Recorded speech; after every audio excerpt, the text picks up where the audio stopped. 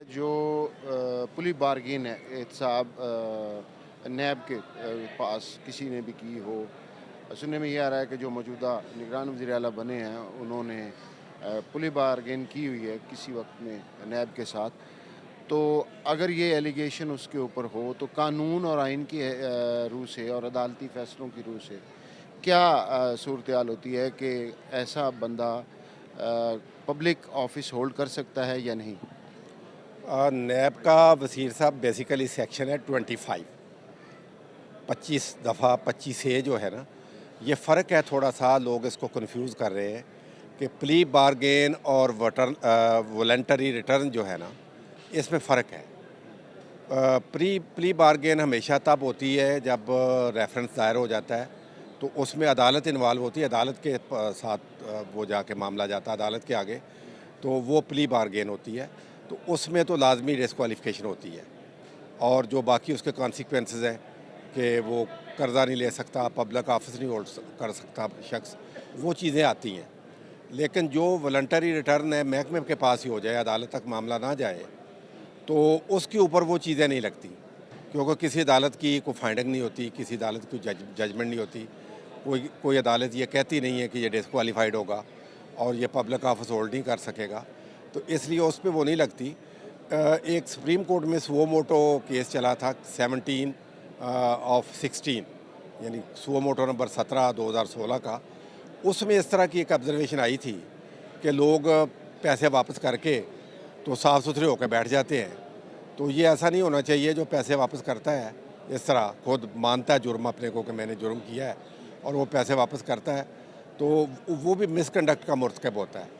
लेकिन वो एक ऐसे एक पैराग्राफ, एक ऑब्जर्वेशन है, कोई जजमेंट वो भी नहीं है। तो तावक्त है कि किसी अदालत ने किसी के बारे में ये फाइंडिंग ना दी हो, ये फ़ैसला ना दिया हो कि अगर वो वॉलंटरी रिटर्न कर रहा है या प्ली बारगेन भी इवन कर रहा है, तो वो इसके ऊपर ये डिस्क्वालिफिकेशन लगेंगी, तो तब वो जाके डिस्क्वालीफाई होगा या पब्लिक को ऑफिस होल्ड नहीं करेगा।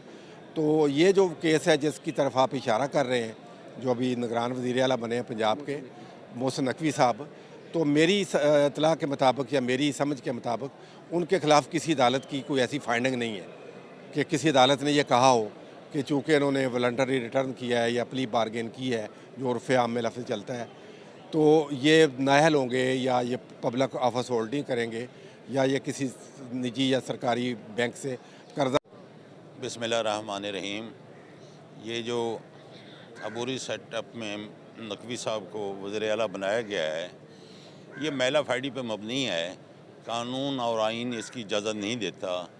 इसके पहले जो नेब का मैटर था उसमें बारगेनिंग में थे ये लोग। अगर इसी तरह निज़ाम चलता रहा, हम कम अज़ कम वकला कम्युनिटी जो है इस पे सरापा एहतजाज हैं और इसकी पुरज़ोर मज़म्मत करते हैं, और हर आइनी और कानूनी जो हरबा है वो इस्तेमाल करेंगे। गुजारिश है, जहाँ तक ये इशू है, ये यकीनन आया होगा इलेक्शन कमीशन के पास। इलेक्शन कमीशन के पास एक ही काम है, उस बंदे का चुनाव करें जो इलेक्शन सही तरीके से करवा सके। और जो इलेक्शन कमीशन है, जो जो निगरान वज़ीर आला है, उसका काम इलेक्शन करवाना है, इलेक्शन इम्पार्शली। और अगर ये बात ना हो कि हाँ जी वो इम्पार्शल नहीं है, तो फिर और बात है, और इल्ज़ाम यहाँ रेलेवेंट नहीं है। मैं ये कहूँगा कि बड़ा ही गैर कानूनी, गैर अखलाकी, गैर आइनी फ़ेल गवर्नर पंजाब ने किया है, और गवर्नर पंजाब ने उसका करके उससे जो हलफ लिया है, और उससे पहले जो इलेक्शन कमीशन टोटल जानबदार हो चुका है। ऐसे इलेक्शन कमीशन की मौजूदगी में सवाल ही नहीं पैदा होता कि कोई इलेक्शन सही तरह से हो सके, जिसको पूरी कौम माने, और ये मुल्क कौम के लिए इंतहाई नुकसानदेह है। और आप सब जानते हैं कि सुप्रीम कोर्ट का फ़ैसला है कि जिसने प्ली बारगेनिंग की हो, किसी भी, उसने अपना जुर्म कन्फेस किया होता है और वो पब्लिक ऑफिस होल्ड नहीं कर सकता। और इस तरह से करने से आपने पूरे मुल्क को दांव पे लगा दिया है। और मैं उन मुक़्तदिर हलकों से, जिसमें हमारी आला अदलिया है, उनसे ही रिक्वेस्ट करता हूँ कि उन्होंने अब नोटिस नहीं लेना तो कब लेना है।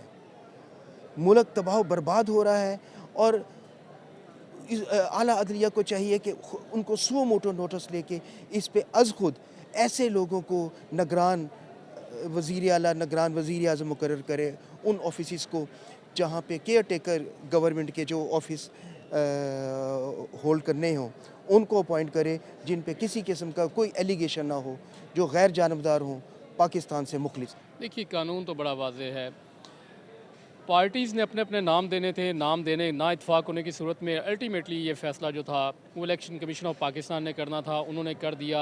गलत या ठीक वो हो सकता है, उस पर डिबेट भी हो सकती है। अब जहाँ तक आपने बात की है कि नैब ज़दा हैं, हाँ नैब ज़दा हैं, इस बात में भी कोई दूसरी राय नहीं है, प्ली बारगेन में भी कोई दूसरी राय नहीं है, ये तमाम की तमाम चीज़ें एडमिटेड फैक्ट्स हैं।